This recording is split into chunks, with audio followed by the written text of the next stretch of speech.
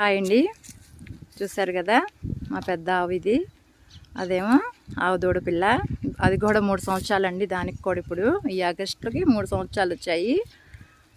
అది కూడా ఆవు అయిపోయినట్టే. ఈ ఆవుకి నేను ఈరోజు శుక్రవారం అని చెప్పి శనగలు పెడతానికని వచ్చాను.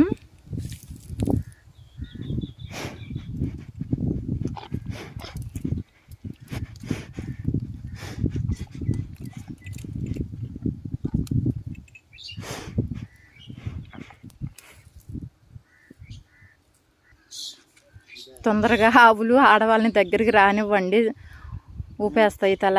ఇక నాకు భయం వేసింది. పర్వాలేదు, ఏమనలేదు.